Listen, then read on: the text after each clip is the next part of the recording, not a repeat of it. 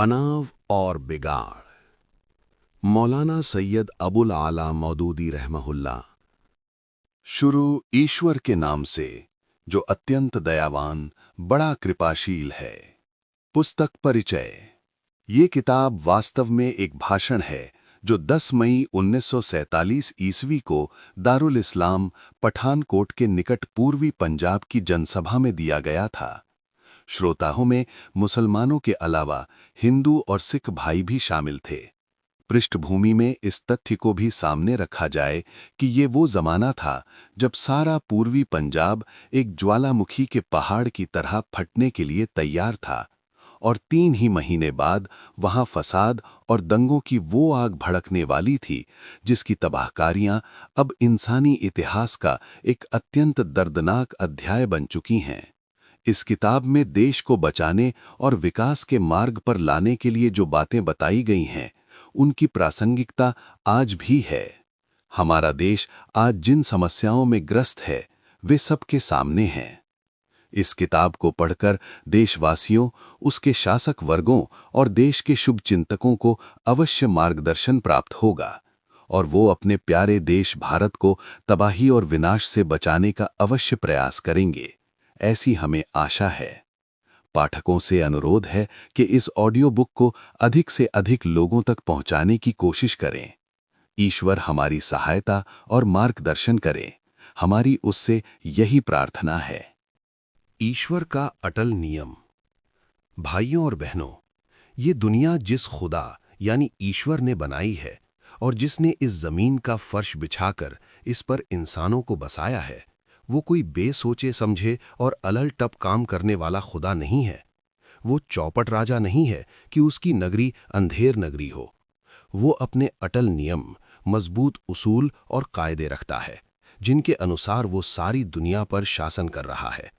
उसके कानून से जिस तरह सूरज, चांद, जमीन और तारे बंधे हुए हैं, जिस तरह हवा, पानी, पेड़ और जानवर बंधे हुए हैं, उसी तरह हम आप सब इंसान भी बंधे हुए हैं। उसका कानून जिस तरह हमारे जन्म और मौत पर, हमारे बचपन और जवानी और बुढ़ापे पर, हमारे सांस के आने जाने पर, हमारे हाजमे और खून की गर्दिश पर और हमारी बीमारी और तंदुरुस्ती पर बेलाग और अटल तरीके से चल रहा है, ठीक उसी तरह उसका एक और कानून भी है जो हमारे इतिहास के उतार चढ़ाव पर, हमारे गिरने और उठने पर, हमारी उन्नति और पतन पर और हमारी निजी, सामूहिक और राष्ट्रीय उन्नति एवं अवनति पर शासन कर रहा है। ये कानून भी उतना ही बेलाग और अटल है। अगर ये मुमकिन नहीं है कि आदमी नाक से सांस लेने के बजाय आंखों से सांस लेने लगे और मैदे में खाना हजम करने के बजाय दिल में हजम करने लगे, तो ये भी मुमकिन नहीं है कि ईश्वर के कानून के अनुसार जिस राह पर चलकर किसी कौम को नीचे जाना चाहिए, वो उसे ऊंचाई पर ले जाए। अगर आग एक के लिए गर्म और दूसरे के लिए ठंडी नहीं है, तो बुरे करतूत भी जो ईश्वर के कानून के अनुसार बुरे हैं, एक को गिराने वाले और दूसरे को उठाने वाले नहीं हो सकते। जो उसूल और नियम भी ईश्वर ने इंसान की भली और बुरी तकदीर यानी भाग्य बनाने के लिए तय किए हैं, वे न किसी के बदले बदल सकते हैं, न किसी के टाले टल सकते हैं और न उनमें किसी के साथ दुश्मनी और किसी के साथ रियायत ही पाई जाती है। ईश्वरीय कानून की अहम धारा। ईश्वर के इस कानून की पहली और सबसे अहम व महत्वपूर्ण धारा ये है, वो बनाव को पसंद करता है और बिगाड़ को पसंद नहीं करता। मालिक होने की हैसियत से वो चाहता है कि उसकी दुनिया का प्रबंध और इंतजाम ठीक किया जाए, उसको ज़्यादा से ज़्यादा संवारा जाए, उसके दिए हुए संसाधनों और उसकी दी हुई कुव्वतों और योग्यताओं को ज़्यादा से ज़्यादा बेहतर तरीके से इस्तेमाल किया जाए। वो इस बात को हरगिज़ पसंद नहीं करता और उससे ये उम्मीद की भी नहीं जा सकती कि वो कभी उसे पसंद करेगा कि उसकी दुनिया बिगाड़ी जाए, उजाड़ी जाए और उसको दुर्व्यवस्था से, गंदगियों से और जुल्म व अत्याचार से खराब कर डाला जाए।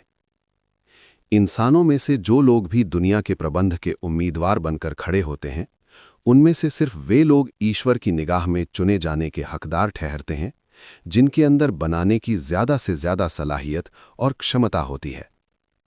उन्हीं के हाथों में ईश्वर यहां प्रबंध करने के अधिकार देता है। फिर ईश्वर देखता रहता है कि ये लोग बनाते कितना है और बिगाड़ते कितना है। जब तक उनका बनाव उनके बिगाड़ने से अधिक होता है और कोई दूसरा उम्मीदवार उनसे अच्छा बनाने वाला और उनसे कम बिगाड़ने वाला मैदान में मौजूद नहीं होता, उस वक्त तक उनकी सारी बुराइयों और उनके तमाम दोषों और कोताहियों के बावजूद दुनिया का प्रबंध उन्हीं के हवाले रहता है। मगर जब वे कम बनाने और अधिक बिगाड़ने लगते हैं तो ईश्वर उन्हें हटाकर फेंक देता है और दूसरे उम्मीदवारों को उसी लाजिमी शर्त पर प्रबंध सौंप देता है। फितरी कानून एक मिसाल। ये कानून बिल्कुल एक फितरी कानून है और आपकी अक्ल गवाही देगी कि इसको ऐसा ही होना चाहिए। अगर आप में से किसी व्यक्ति का कोई बाग हो और वो उसे एक माली के हवाले करे, तो आप खुद बताइए कि वो उस माली से सबसे पहली बात क्या चाहेगा।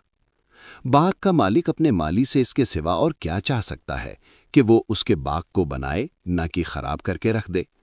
वो तो लाजमी तौर पर यही चाहेगा कि उसके बाग को अधिक से अधिक बेहतर स्थिति में रखा जाए, उसमें अधिक से अधिक विकास किया जाए, उसकी सुंदरता और खूबसूरती में, उसकी सफाई में, उसकी पैदावार में अधिक से अधिक बढ़ोतरी हो।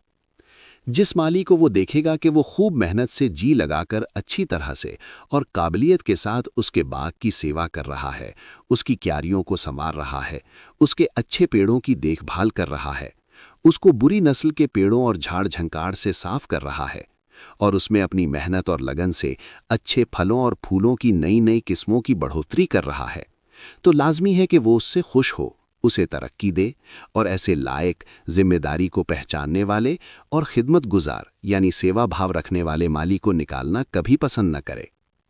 लेकिन इसके विपरीत अगर वो देखे कि माली नालायक भी है, कामचोर भी है और जानबूझकर या बेजाने बूझे उस बाग के साथ बुरा सुलूक भी कर रहा है, सारा बाग गंदगियों से अटा पड़ा है, क्यारियां टूट फूट रही हैं, पानी कहीं बिना जरूरत बह रहा है और कहीं बड़े भूभाग सूखते चले जा रहे हैं, घास फूस और झाड़ झंकाड़ बढ़ते चले जाते हैं और फूलों और फलदार पेड़ों को बेदर्दी के साथ काट काट कर और तोड़ तोड़ कर फेंका जा रहा है, अच्छे पेड़ मुरझा रहे हैं और कांटों वाली झाड़ियां बढ़ रही हैं, तो आप खुद ही सोचिए कि बाग का मालिक ऐसे माली को कैसे पसंद कर सकता है। कौन सी सिफारिश, कौन सी दरख्वास्त और कौन सी अपीलें और कौन से बाप दादा के अधिकार या दूसरे खुद से बनाए हुए हक व अधिकारों का लिहाज उसको अपना बाग ऐसे माली के हवाले किए रहने पर आमादा कर सकता है। अधिक से अधिक रियायत बाग का स्वामी बस इतनी ही तो करेगा कि उसे चेतावनी देकर के फिर एक मौका दे दे, मगर जो माली चेतावनी पर भी होश में ना आए और बाग को उजाड़े ही चला जाए, उसका इलाज इसके सिवा और क्या है कि बाग का मालिक कान पकड़कर उसे निकाल बाहर करे और दूसरा माली उसकी जगह रख ले। तनिक सोचिए, अब विचार कीजिए कि अपने एक जरा से बाग के प्रबंध में जब आप ये तरीका चुनते हैं, तो ईश्वर जिसने अपनी इतनी बड़ी जमीन, इतने साजो सामान और साधनों संसाधनों के साथ इंसानों के हवाले की है और इतने विस्तृत अधिकार उनको अपनी दुनिया और उसकी चीज़ों पर दिए हैं, वो आखिर इसकी उपेक्षा कैसे कर सकता है कि आप उसकी दुनिया बना रहे हैं या उजाड़ रहे हैं। आप बना रहे हों तो कोई वजह नहीं है कि वो आपको बिला वजह हटा दे, लेकिन अगर आप बनाएं कुछ नहीं और उसके इस शानदार बाग को बिगाड़ते और उजाड़ते ही चले जाएं, तो आपने अपने दावे अपनी जानकारी में चाहे कैसी ही ज़बरदस्त मनमानी बुनियादों पर कायम रखे हों, वो अपने बाग पर आपके किसी अधिकार को स्वीकार नहीं करेगा। कुछ चेतावनी दे करके, संभलने के दो चार अवसर देकर आखिरकार वो आपको बाग के प्रबंध से बाहर करके ही छोड़ेगा। ईश्वर का दृष्टिकोण। इस मामले में ईश्वर का दृष्टिकोण इंसानों के दृष्टिकोण से उसी तरह भिन्न है जिस तरह खुद इंसानों में एक बाग के मालिक का दृष्टिकोण उसके माली के दृष्टिकोण से भिन्न और जुदा हुआ करता है। मान लीजिए कि मालियों का एक खानदान दो चार पुश्त से एक व्यक्ति के बाग में काम करता चला आ रहा है। उनका कोई दादा या परदादा अपनी योग्यता की बिना पर यहां रखा गया था। फिर उसकी औलाद ने भी काम अच्छा किया।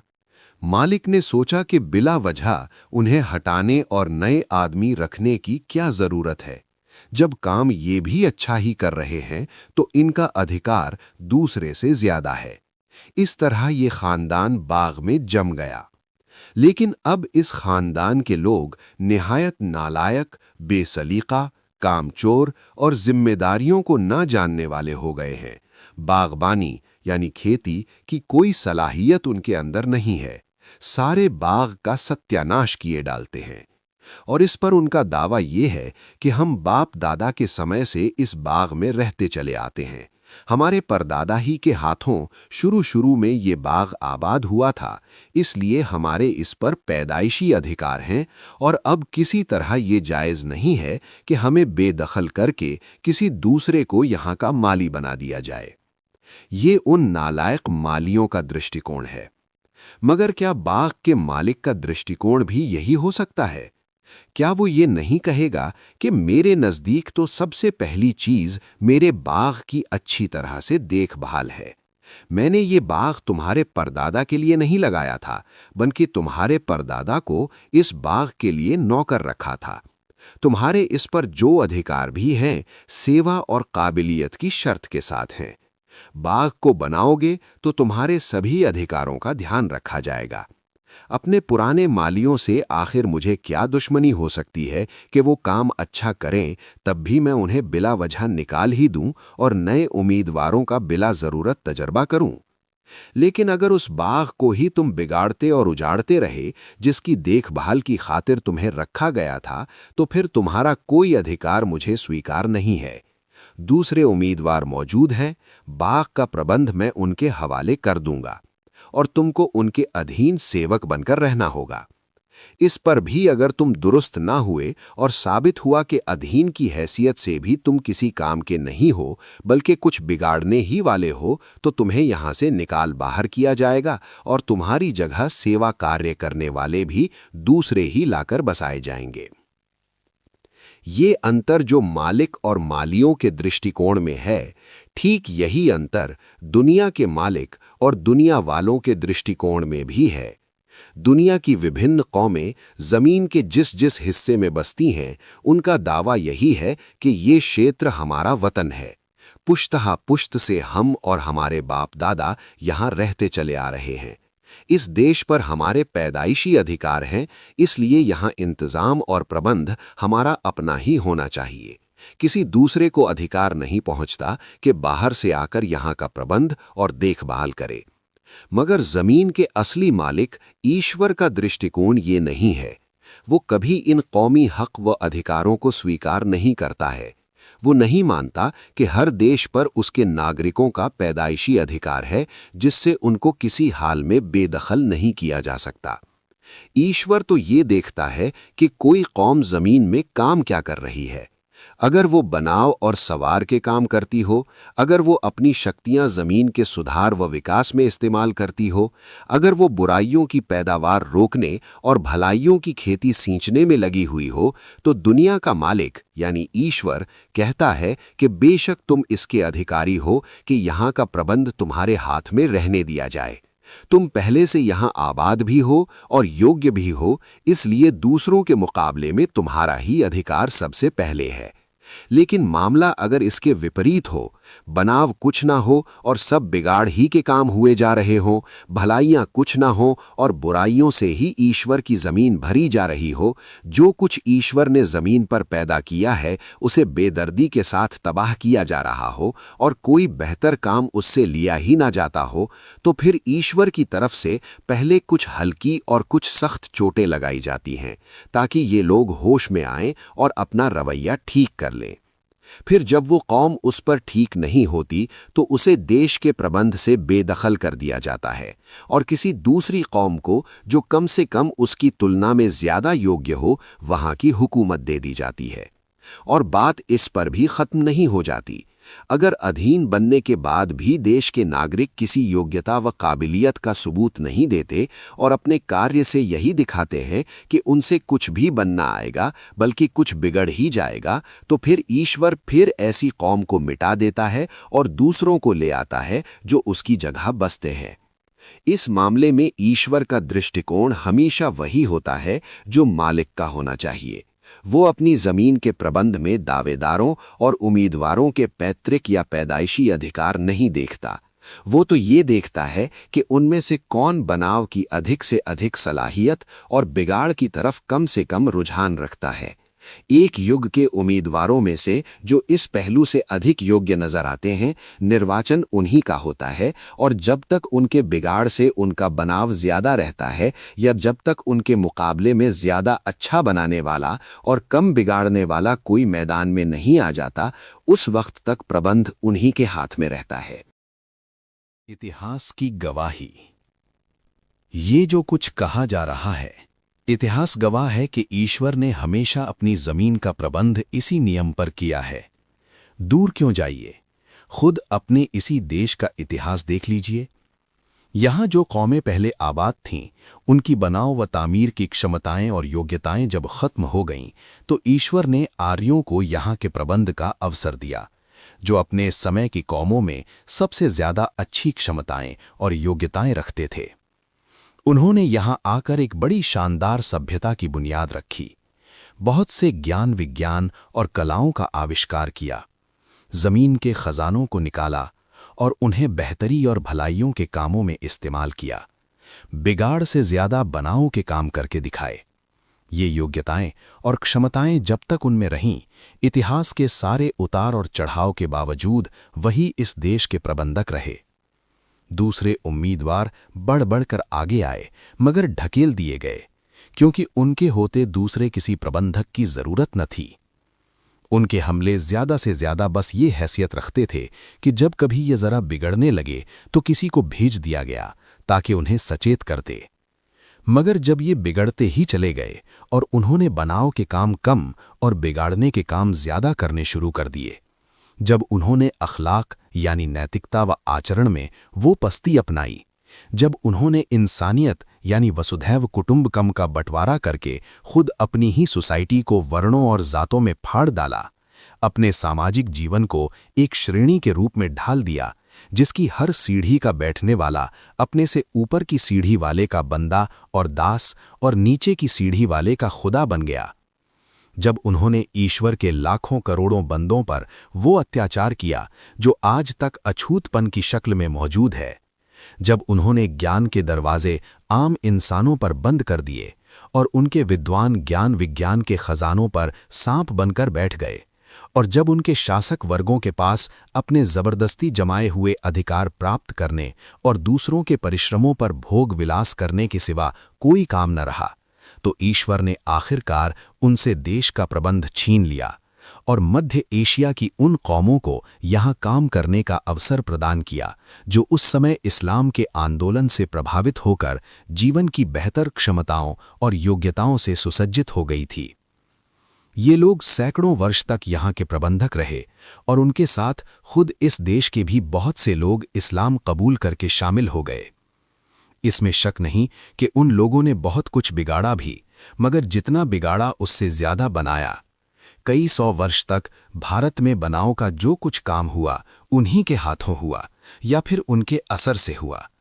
उन्होंने ज्ञान की रोशनी फैलाई, सोच विचार का सुधार किया, सभ्यता व रहन सहन को बहुत कुछ ठीक किया, देश के साधनों और संसाधनों को अपने समय की गुणवत्ता के अनुसार बेहतरी में इस्तेमाल किया और शांति व न्याय का वो बेहतरीन प्रबंध किया जो अगरचे इस्लाम की असली कसौटी और मेयार से बहुत कम था, मगर पहले की स्थिति और आसपास के दूसरे देशों की स्थिति से तुलना में काफी बुलंद था।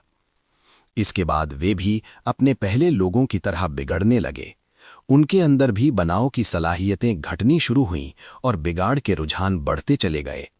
उन्होंने भी ऊंच नीच और नस्ली भेदभाव और वर्गीय बंटवारा करके खुद अपनी सोसाइटी को फाड़ डाला, जिसके अनगिनत अखलाकी, नैतिक, राजनीतिक और सांस्कृतिक नुकसान हुए।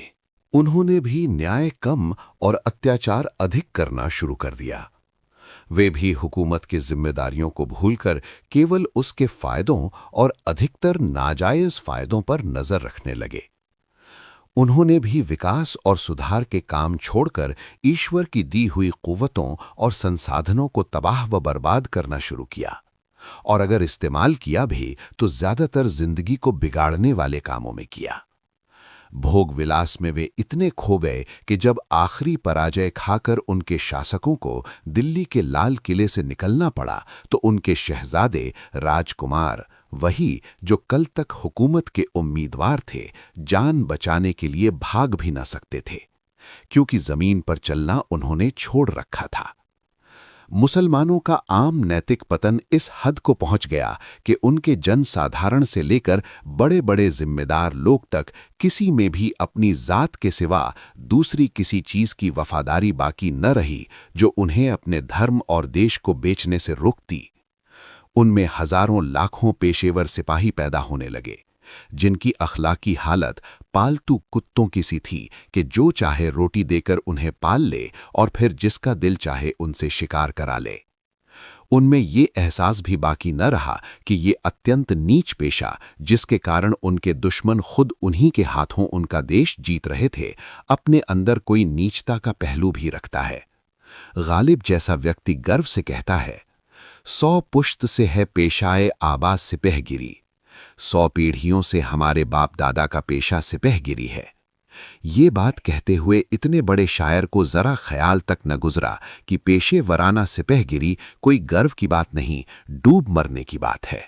जब उनकी हालत ये हो गई तो ईश्वर ने उनको हटाने का भी फैसला कर लिया और भारत के प्रबंध का पद फिर नए उम्मीदवारों के लिए खुल गया। इस मौके पर 4 उम्मीदवार मैदान में थे, मराठे, सिख, अंग्रेज और कुछ मुसलमान रईस। आप खुद न्याय के साथ जातीय पक्षपात की ऐनक उतारकर उस युग के इतिहास और बाद के हालात को देखेंगे तो आपका दिल गवाही देगा कि दूसरे उम्मीदवारों में से किसी में भी बनाव की वे क्षमताएं न थीं जो अंग्रेजों में थीं, और जितना बिगाड़ अंग्रेजों में था उससे कहीं ज्यादा बिगाड़ मराठों, सिखों और मुसलमान उम्मीदवारों में था। जो कुछ अंग्रेजों ने बनाया वे उनमें से कोई न बनाता, और जो कुछ उन्होंने बिगाड़ा उससे बहुत ज्यादा ये उम्मीदवार बिगाड़ कर रख देते। अंग्रेजों को तन्हा देखिए तो बहुत से पहलुओं से बेशुमार बुराइयां आपको नजर आएंगी, मगर दूसरों की तुलना करके देखिए तो अपने जमाने के प्रतिद्वंद्वियों से उनकी बुराइयां बहुत कम और उनकी खूबियां बहुत निकलेंगी। यही वजह है कि ईश्वर के कानून ने फिर एक बार इंसानों के उस मनमाने उसूल को तोड़ दिया जो उन्होंने झूठ मूठ गढ़ रखा है कि हर देश खुद देशवासियों के लिए है, चाहे वे उसे बनाएं या बिगाड़ें। उसने इतिहास के अटल फैसले से साबित किया कि नहीं, देश तो ईश्वर का है, वही ये तय करने का अधिकार रखता है कि उसका प्रबंध किसके हाथ में दे और किससे छीन ले। उसका फैसला किसी नस्ली, जातीय, राष्ट्रीय या पैतृक अधिकार की बिना पर नहीं होता, बल्कि इस बुनियाद पर होता है कि सामूहिक हित और आम इंसानों की भलाई कौन से प्रबंध में है।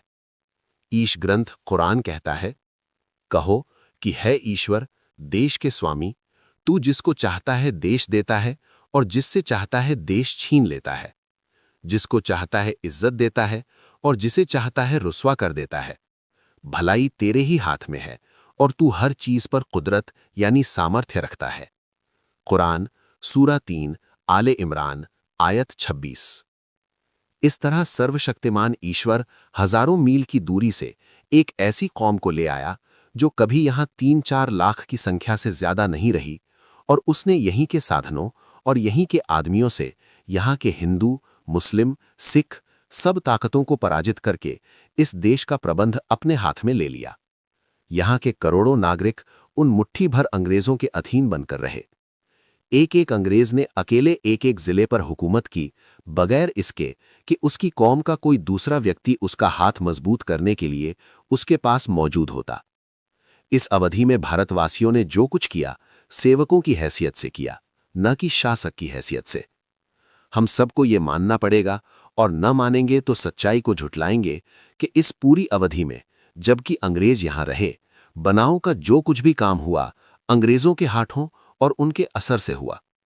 जिस हालत में उन्होंने भारत को पाया था उसकी तुलना में आज की हालत देखिए तो आप इस बात से इनकार न कर सकेंगे कि बिगाड़ के बावजूद बनाव का बहुत सा काम हुआ है जिसकी खुद देशवासियों के हाथों अंजाम पाने की हरगिज उम्मीद न की जा सकती थी।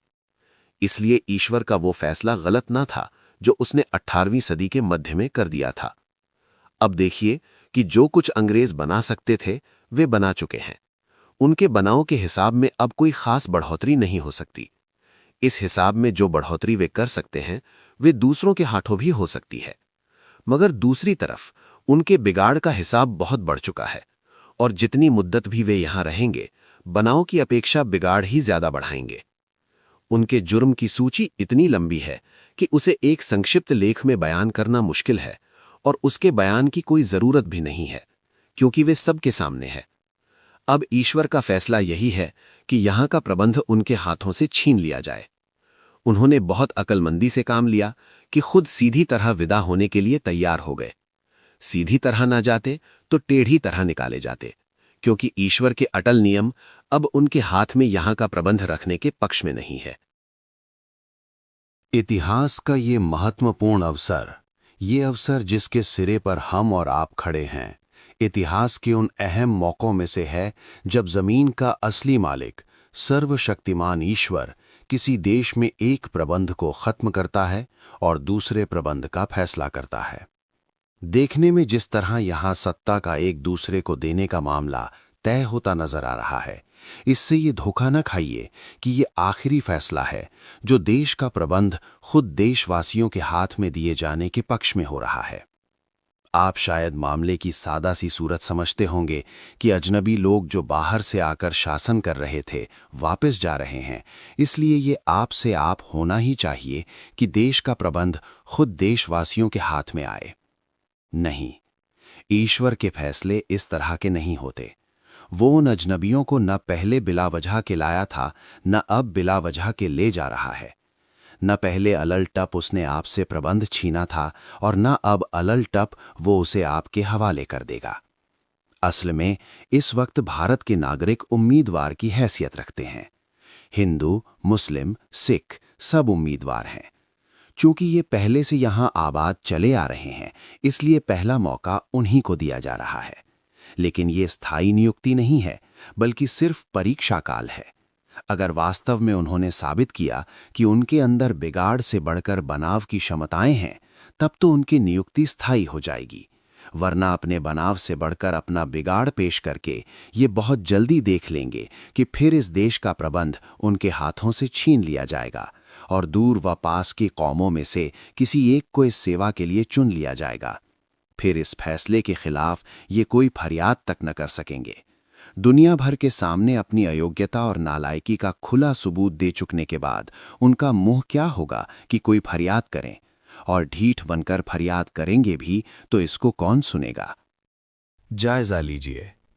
अब जरा आप जायजा लेकर देखें कि भारत के लोग, हिंदू, मुसलमान, सिख इस इम्तिहान के मौके पर अपने ईश्वर के सामने अपनी क्या योग्यताएं और क्षमताएं और अपनी क्या विशेषताएं और कारनामे पेश कर रहे हैं, जिनकी बिना पर ये उम्मीद कर सकते हों कि ईश्वर अपने देश का प्रबंध फिर उनके हाथों में दे देगा। इस अवसर पर अगर मैं बेलाग तरीके से खुल्लम खुल्ला वो अभियोग सूची सुना दूं जो नैतिकता की अदालत में हिंदुओं, मुसलमानों और सिखों सब पर लागू होती है, तो मैं उम्मीद करता हूं कि आप बुरा न मानेंगे।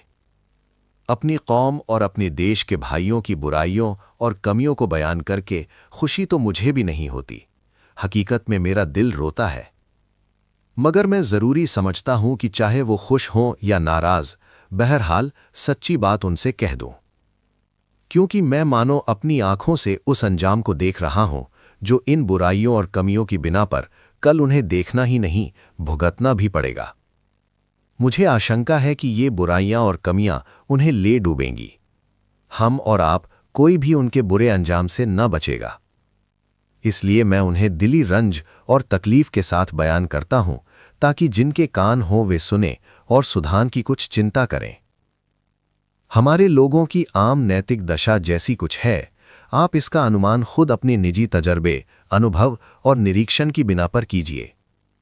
हम में से कितने प्रतिशत आदमी ऐसे पाए जाते हैं जो किसी का हक और अधिकार हड़पने में, कोई नाजायज फायदा उठाने में, कोई लाभप्रद झूठ बोलने और कोई लाभप्रद बेईमानी करने में सिर्फ इस कारण हिचकिचाते हों कि ऐसा करना नैतिकता की दृष्टि से बुरा है। जहां कानून पकड़ ना करता हो या जहां कानून की पकड़ से बच निकलने की उम्मीद हो, वहां कितने प्रतिशत मनुष्य केवल अपने नैतिक एहसास के कारण किसी जुर्म और किसी बुराई को करने से बचे रह जाते हैं? जहां अपने किसी निजी फायदे की उम्मीद ना हो, वहां कितने आदमी दूसरों के साथ भलाई, हमदर्दी, त्याग तथा सहयोग और अच्छे व्यवहार का बर्ताव करते हैं? हमारे व्यापारियों में ऐसे कितने लोग हैं जो धोखे, फरेब और झूठ और नाजायज नफा जमा करने से बचते हों? हमारे उद्योगपतियों में ऐसे लोगों का अनुपात क्या है जो अपने फायदे के साथ कुछ अपने खरीदारों के फायदे और अपनी कौम और अपने देश की भलाई का भी ख्याल रखते हों? हमारे जमींदारों में कितने ऐसे हैं जो अनाज रोकते हुए और बहुत ज्यादा महंगे दामों पर बेचते हुए ये सोचते हों कि अपने इस नफा जमा करने से वे कितने लाख बल्कि कितने करोड़ इंसानों को भूखमरी की सजा दे रहे हैं? हमारे मालदारों में कितने हैं जिनकी दौलत में किसी अत्याचार, किसी बेईमानी, किसी बददियानती और हक तलफी यानी अधिकार हनन का दखल या हाथ नहीं है? हमारे मजदूरों में कितने हैं जो अपनी जिम्मेदारी को समझते हुए अपनी मजदूरी और अपनी तनख्वाह, वेतन का हक अदा करते हैं? हमारे सरकारी कर्मचारियों में कितने हैं जो रिश्वत और घोटाले से, जुल्म और लोगों को तकलीफ पहुंचाने से, काम चोरी और हरामखोरी से और अपने अधिकारों के अनुचित इस्तेमाल से बचे हुए हैं? हमारे वकीलों में, हमारे डॉक्टरों और हकीमों और वैद्यों में, हमारे पत्रकारों में, हमारे प्रकाशकों और लेखकों में, हमारे राष्ट्र सेवकों में कितने हैं जो अपने फायदे के लिए अपवित्र तरीके अपनाने और ईश्वर के बंदों को मानसिक, नैतिक, माली यानी आर्थिक और जिस्मानी नुकसान पहुंचाने में कुछ भी शर्म महसूस करते हों? शायद मेरा अनुमान ठीक ही हो अगर ये कहूं कि हमारी आबादी में मुश्किल से 5% लोग इस नैतिक रोग से बचे रह गए हैं, वरना 95% को ये रोग बुरी तरह लग चुका है। इस मामले में हिंदू, मुसलमान, सिख, ईसाई और दलित के बीच कोई अंतर नहीं है। सब के सब बीमार हैं, सबकी नैतिक हालत अत्यंत भयावह सीमा तक गिरी हुई है और किसी गिरोह, वर्ग का हाल दूसरे से अच्छा नहीं है। नैतिक गिरावट की ये वबा और महामारी जब लोगों की एक बहुत बड़ी तादाद को अपनी लपेट में ले चुकी, तो स्वाभाविक बात थी कि बड़े पैमाने पर सामूहिक शक्ल में इसका प्रदर्शन शुरू हो जाए। इस आने वाले तूफान की पहली निशानी हमें तब नजर आई जब लड़ाई की वजह से रेलों में मुसाफिरों की भीड़ होने लगी। वहां एक ही कौम, राष्ट्र और एक ही देश के लोगों ने आपस में एक दूसरे के साथ जिस खुदगर्जी, बेदर्दी और पत्थर दिली का सलूक किया, वो पता दे रहा था कि हमारी आम नैतिकता किस तेज रफ्तारी से गिर रही है। फिर चीजों की कमी और महंगाई के साथ जमाखोरी और चोरबाजारी बहुत बड़े पैमाने पर शुरू हुई। फिर बंगाल का वो भयानक कृत्रिम अकाल पड़ा जिसमें हमारे एक वर्ग ने अपने ही देश के लाखों इंसानों को अपने फायदे की खातिर भूख से तड़प तड़प कर मार डाला। ये सब शुरुआती निशानियां थीं। इसके बाद कमीनापन, दरिंदगी और डर और आतंक का वो लावा यकायक फूट पड़ा जो हमारे अंदर मुद्दतों से पक रहा था और अब वो सांप्रदायिक दंगों की शक्ल में भारत को एक कोने से लेकर दूसरे कोने तक भस्म कर रहा है। कलकत्ते के दंगे के बाद से हिंदुओं, मुसलमानों और सिखों की सांप्रदायिक संघर्ष का जो नया अध्याय शुरू हुआ है, इसमें ये तीनों कौमें अपने अत्यंत घटिया अवगुणों का प्रदर्शन कर रही हैं। जिन कामों की कल्पना तक नहीं की जा सकती थी कि कोई इंसान कभी ऐसा भी कर सकता है, आज हमारी बस्तियों के रहने वाले खुल्लम खुल्ला इनको कर रहे हैं।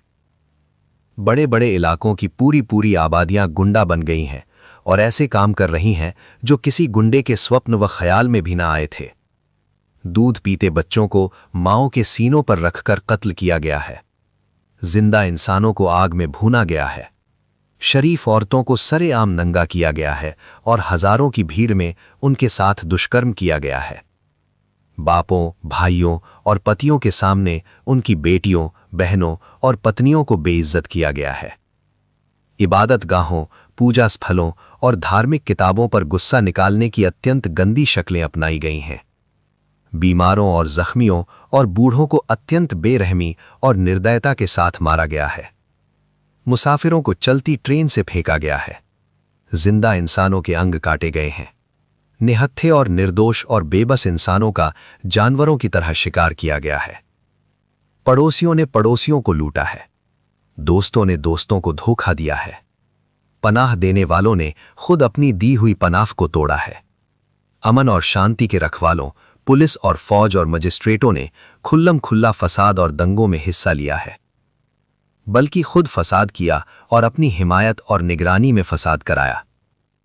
मतलब ये कि जुल्म और अत्याचार, पत्थर दिली और बेरहमी और कमीनगी और बदमाशी की कोई किस्म ऐसी नहीं रह गई है जिसको इन कुछ महीनों में हमारे देशवासियों ने सामूहिक रूप से अंजाम न दिया हो।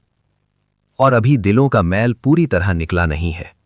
लक्षण बता रहे हैं कि जो कुछ हो चुका है इससे बहुत ज्यादा बड़े पैमाने पर और कहीं अधिक बुरी हालत में अभी होने वाला है। क्या आप समझते हैं कि ये सब कुछ केवल किसी आकस्मिक उत्तेजना का नतीजा है? अगर ये आपका गुमान है तो आप सख्त गलतफहमी में पड़े हुए हैं। अभी मैं आपको बता चुका हूं कि इस देश की आबादी के 95% लोग अखलाकी हैसियत से बीमार हो चुके हैं। जब लोगों की इतनी बड़ी तादाद बदअखलाक और भ्रष्ट हो जाए तो कौमों का सामूहिक रवैया और आचरण आखिर कैसे ठीक रह सकता है? यही वजह है कि हिंदू, मुस्लिम और सिख तीनों समुदायों में सच्चाई, न्याय और सत्यवादिता का कोई महत्व बाकी नहीं रहा है। सच्चे, ईमानदार और सज्जन इंसान इनके अंदर नक्कू बनकर रह गए हैं। बुराई से रोकना और भलाई का उपदेश करना इनकी सोसाइटी में एक असहनीय अपराध हो गया है। सत्य और न्याय की बात सुनने के लिए वे तैयार नहीं हैं। इनमें से हर एक समुदाय को वही लोग पसंद हैं जो उसकी हद से बढ़ी हुई ख्वाहिशों और इच्छाओं की वकालत करें, दूसरों के खिलाफ उनके पक्षपातों को भड़काएं और उसके सही और गलत उद्देश्यों के लिए लड़ने को तैयार हों। इसी बिना पर उन समुदायों ने छांट छांट कर अपने अंदर से सबसे बुरे आदमियों को चुना और उन्हें अपना प्रतिनिधि बनाया। उन्होंने अपने बड़े अपराधियों को ढूंढ ढूंढ कर निकाला और उन्हें अपना प्रतिनिधि और नेता बना लिया। उनकी सोसाइटी में जो लोग सबसे गिरे हुए अखलाक और आचरण वाले, बेज़मीर और बेउसूल थे, वे उनकी तर्जुमानी के लिए उठे और अखबार लिखने के मैदान में वही सबसे बढ़कर लोकप्रिय हुए। फिर ये सब लोग बिगाड़ की राह पर अपने अपने बिगड़े हुए समुदायों को सरपट लेकर चले। उन्होंने विरोधाभासी और परस्पर विरोधी जातीय इच्छाओं को किसी न्याय के बिंदु पर जमा करने के बजाय इतना बढ़ा दिया कि वे आखिरकार टकराव के बिंदु पर पहुंच गईं। उन्होंने आर्थिक और राजनीतिक उद्देश्यों की कशमकश में गुस्से और नफरत और दुश्मनी का जहर मिलाया और उसे दिन प्रतिदिन बढ़ाते चले गए। उन्होंने बरसों अपनी अधीन कौमों को भड़काऊ भाषणों और लेखों के इंजेक्शन दे देकर इतना भड़काया कि वे जोश में आकर कुत्तों और भेड़ियों की तरह लड़ने खड़ी हो गईं। उन्होंने जनसाधारण और प्रमुख व्यक्तियों के दिलों को अपवित्र भावनाओं की संडास और अंधी दुश्मनी की भट्ठी बनाकर रख दिया। अब जो तूफान आपकी निगाहों के सामने उठा है, ये कोई वक्ती और हंगामी चीज नहीं है जो अचानक जाहिर हो गई हो। ये तो स्वाभाविक परिणाम है बिगाड़ के उन बेशुमार कारणों का जो मुद्दतों से हमारे अंदर काम कर रहे थे। और ये बुरा परिणाम बस एक ही बार सामने आकर नहीं रह जाएगा, बल्कि जब तक वे कारण अपना काम किए जा रहे हैं, ये दिन प्रतिदिन तरक्की के साथ जाहिर होता चला जाएगा। ये एक विषैली फसल है जो बरसों के बीज बोने और सिंचाई के बाद अब पककर तैयार हुई है, और इसे आपको और आपकी नस्लों को न मालूम कब तक काटना पड़ेगा। तनिक सोचें भाइयों, आप ठंडे दिल से सोचें कि ठीक उस वक्त जबकि कुदरत के कानून के अनुसार इस देश के भाग्य का नया प्रबंध होना है, हम जमीन के स्वामी यानी परमेश्वर के सामने अपनी योग्यता और काबिलियत का क्या सबूत पेश कर रहे हैं।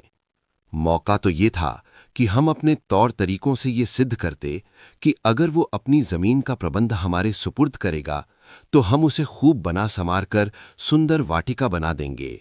हम उसमें न्याय स्थापित करेंगे, उसे एक दूसरे की हमदर्दी, मदद और रहमत का घर बनाएंगे। इसके साधनों को अपनी और इंसानियत की कामयाबी और भलाई में इस्तेमाल करेंगे। इसमें भलाइयों को बढ़ाएंगे, फैलाएंगे और बुराइयों को दबाएंगे। लेकिन हम धरती के स्वामी ईश्वर को बता रहे हैं कि हम ऐसे विनाशकारी, इतने फसादी और इतने जालिम हैं कि अगर तूने ये जमीन हमारे हवाले की तो हम इसकी बस्तियों को उजाड़ देंगे, मोहल्ले के मोहल्ले और गांव के गांव फूंक देंगे, इंसानी जान को मक्खी और मच्छर से ज्यादा बेकीमत कर देंगे, औरतों को बेइज्जत करेंगे, छोटे बच्चों का शिकार करेंगे, बूढ़ों, बीमारों और जख्मियों पर भी दया न करेंगे। पूजा स्थलों और धार्मिक किताबों तक को अपनी मन की गंदगी से लेस देंगे। और जिस जमीन को तूने इंसानों से आबाद किया है, उसकी शोभा हम लाशों और जली हुई इमारतों से बढ़ाएंगे। क्या वास्तव में आपका दिल ये गवाही देता है कि अपनी ये सेवाएं, ये विशेषताएं और ये कारनामे पेश करके आप ईश्वर की निगाह में जमीन के प्रबंध के लिए सबसे योग्य सेवक समझे जाएंगे? क्या ये करतूत देखकर धरती का स्वामी आपसे कहेगा कि शाबाश, ऐ मेरे पुराने मालियों की औलाद, तुम ही सबसे बढ़कर मेरे इस बाग की रखवाली के योग्य हो। इसी उखेड़ पछाड़, इसी उजाड़ और बिगाड़, इसी तबाही और बर्बादी और गंदगी के लिए तो मैंने ये बाग लगाया था। लो अब इसे अपने हाथ में लेकर खूब खराब करो। मेरा उद्देश्य, मैं ये बातें आपसे इसलिए नहीं कह रहा हूं कि आप अपने आप से और अपने देश के भविष्य से निराश हो जाएं। मैं ना तो खुद निराश हूं, न किसी को निराश करना चाहता हूं। असल में मेरा उद्देश्य आपको ये बताना है कि भारत के लोग अपनी बेवकूफ़ी और नादानी से उस कीमती मौके को खोने पर तुले हुए हैं जो किसी देश की किस्मत बदलते समय सदियों के बाद सारे संसार का स्वामी ईश्वर उसके नागरिकों को दिया करता है। ये वक्त था कि वो एक दूसरे से बढ़ चढ़कर अपने उच्च गुणों और अपनी बेहतर योग्यताओं और सलाहियतों का सबूत पेश करते, ताकि ईश्वर की निगाह में जमीन के प्रबंध के योग्य ठहरते। मगर आज इनके दरमियान मुकाबला इस चीज में हो रहा है कि कौन ज्यादा विनाशकारी, ज्यादा अत्याचारी और ज्यादा अन्यायी है, ताकि सबसे बढ़कर ईश्वर के प्रकोप का वही पात्र ठहरे। ये निशानी आजादी और तरक्की और कामयाबी की नहीं है। इनसे तो अंदेशा है कि कहीं फिर एक लंबे समय के लिए हमारे लिए गुलामी और रुसवाई का फैसला न लिख दिया जाए। इसलिए जो लोग अक्ल होश रखते हैं, उन्हें इन हालात के सुधार के लिए कुछ चिंता करनी चाहिए। सुधार की सूरत। इस स्थान पर आपके दिल में ये प्रश्न खुद ब खुद पैदा होगा कि सुधार की सूरत क्या है। मैं इसका जवाब देने के लिए उपस्थित हूं। इस अंधेरे में हमारे लिए उम्मीद की एक ही किरण है, और वो ये है कि हमारी पूरी आबादी बिगड़कर नहीं रह गई है, बल्कि इसमें कम से कम 4-5% लोग ऐसे जरूर मौजूद हैं जो इस सर्वव्यापी बिगाड़ से बचे हुए हैं। ये वो दौलत है जिसको सुधार की शुरुआत करने के लिए इस्तेमाल किया जा सकता है। सुधार की राह में पहला कदम यह है कि इन पवित्र और भले लोगों को छांट कर संगठित किया जाए। हमारे दुर्भाग्य की वजह यही है कि हमारे यहाँ बुराई तो संगठित है और विधिपूर्वक अपना काम कर रही है, लेकिन भलाई संगठित नहीं है। भले लोग मौजूद जरूर हैं, मगर बिखरे हुए हैं। उनके अंदर कोई संपर्क और ताल्लुक नहीं है, परस्पर सहयोग नहीं है, कोई कार्यक्रम और कोई संयुक्त आवाज नहीं है। इसी चीज ने उनको बिल्कुल बेअसर और प्रभावहीन बना दिया है। कभी कोई ईश्वर का भक्त बंदा अपने आसपास की बुराइयों को देखकर चीख उठता है, मगर जब किसी तरफ से कोई आवाज उसकी हिमायत में नहीं उठती तो निराश होकर बैठ जाता है। कभी कोई व्यक्ति सत्य और न्याय की बात खुल्लम खुल्ला कह बैठता है, मगर संगठित बुराई जबरदस्ती उसका मुंह बंद कर देती है और न्यायप्रिय लोग बस अपनी जगह चुपके से उसकी प्रशंसा करके रह जाते हैं। कभी कोई व्यक्ति इंसानियत का खून होते देखकर चुप नहीं रह सकता और इस पर चिल्ला उठता है, मगर जालिम लोग भीड़ करके उसे दबा लेते हैं और उसका परिणाम देखकर बहुत से उन लोगों की हिम्मतें पस्त हो जाती हैं जिनकी अंतरात्मा में अभी कुछ जिंदगी बाकी है। ये हालत अब खत्म होनी चाहिए। अगर हम ये नहीं चाहते कि हमारा देश ईश्वर के प्रकोप का शिकार हो और इस प्रकोप में अच्छे और बुरे सब गिरफ्तार हो जाएं, तो हमें कोशिश करनी चाहिए कि हमारे अंदर जो अच्छे और पवित्र लोग इस नैतिक पतन से बचे रह गए हैं, वे अब इकट्ठा और संगठित हों और सामूहिक शक्ति से इस बढ़ते हुए बिगाड़ का मुकाबला करें जो तेजी के साथ हमें तबाही और बर्बादी की तरफ लिए जा रहा है। आप इससे न घबराएं कि ये नेक और भले लोग इस समय देखने में बहुत ही निराशाजनक कम संख्या में हैं, ये थोड़े से लोग यदि संगठित हो जाएं, यदि इनका अपना निजी या सामूहिक व्यवहार सत्य, न्याय, सत्यप्रियता, निष्ठा एवं ईमानदारी पर पूरे तौर पर आधारित हो, और यदि वे जीवन की समस्याओं का उत्तम समाधान और दुनिया के मामलों को सुचारू रूप से चलाने के लिए एक अच्छा प्रोग्राम भी रखते हों, तो विश्वास रखिए कि इस संगठित भलाई के सामने संगठित बुराई अपने पूरे लाव लश्कर के बाहुल्य और अपने अपवित्र हथियारों की तेजी के बावजूद परास्त होकर रहेगी। मानव प्रकृति बुराई को पसंद नहीं करती है। उसे धोखा अवश्य दिया जा सकता है और एक बड़ी हद तक बिगाड़ा भी जा सकता है, किंतु इसके भीतर भलाई के महत्व का जो अंश ईश्वर ने रख दिया है, उसे बिल्कुल नष्ट नहीं किया जा सकता। इंसानों में ऐसे लोग थोड़े ही होते हैं जो बुराई से ही प्रेम रखते हों और उसी के फैलाने के लिए उठ खड़े हों, और ऐसे लोग भी कम ही होते हैं जिन्हें भलाई से इस हद तक प्रेम बढ़ गया हो कि उसे फैलाने के लिए तन मन धन की बाजी लगा दें। इन दोनों समूहों के बीच सर्वसाधारण मनुष्य भलाई और बुराई की मिलीजुली प्रवृत्ति रखते हैं। वे न बुराई पर मोहित होते हैं और न भलाई ही से उन्हें असाधारण लगाव होता है। उनका किसी और झुक जाना केवल इस पर निर्भर होता है कि भलाई और बुराई, सत्य और असत्य, नेकी और बदी के प्रचारकों में कौन आगे बढ़कर उन्हें अपने रास्ते की ओर खींचता है। यदि भलाई के प्रचारक सिरे से मैदान में आए ही नहीं और उनकी ओर से जनसाधारण को भलाई की राह पर चलाने का कोई प्रयत्न ही ना हो, तो पाप के प्रचारकों ही मैदान जीतेंगे और वे जनसाधारण को अपनी राह पर खींच ले जाएंगे।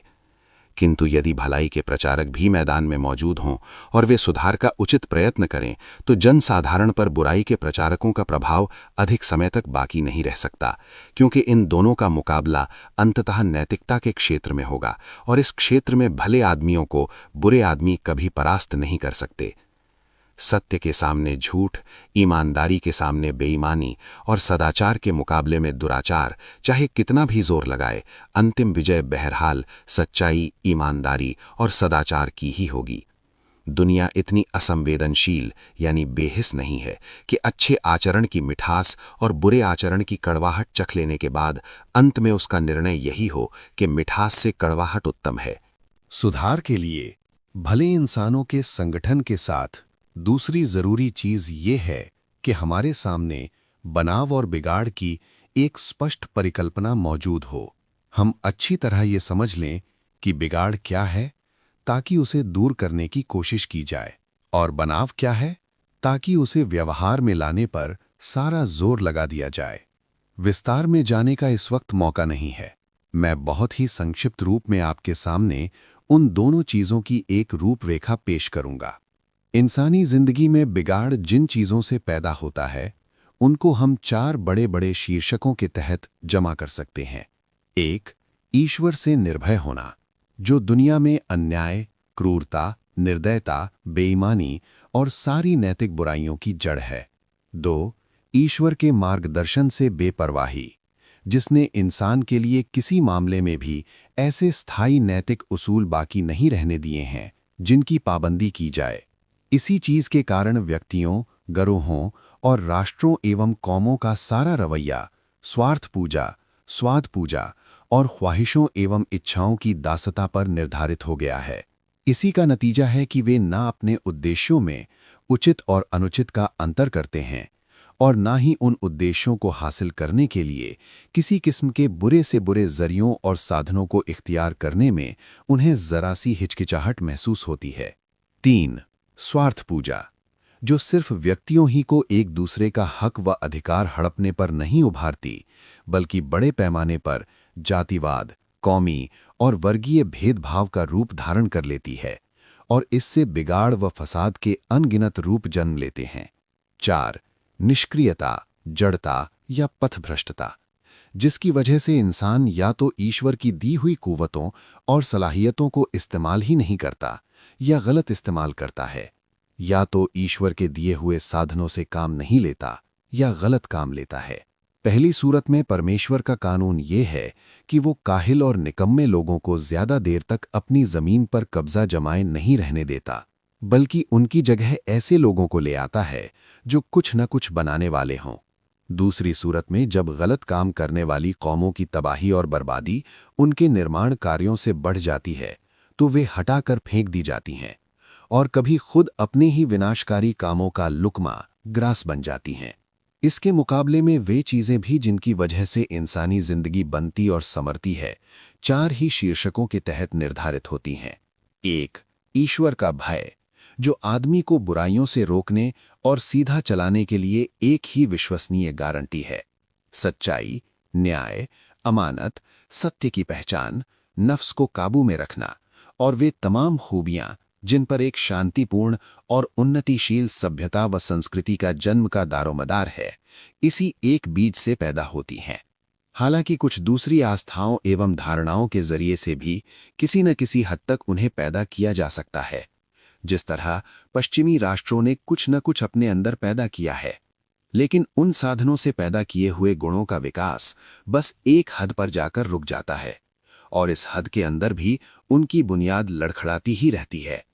सिर्फ ईश्वर का भय ही वो मजबूत बुनियाद है जिस पर इंसान के अंदर बुराई से रुकने और भलाई पर चलने की खूबी मजबूती से कायम होती है और सीमित पैमाने पर नहीं बल्कि निहायत बड़े पैमाने पर तमाम इंसानी मामलों में अपना प्रभाव दिखाती है। 2. ईश्वरीय मार्गदर्शन का अनुपालन, जो इंसान के व्यक्तिगत, सामूहिक, राष्ट्रीय और अंतर्राष्ट्रीय रवैये को नैतिकता के स्थायी नियमों का पाबंद कराने की एक ही सूरत है।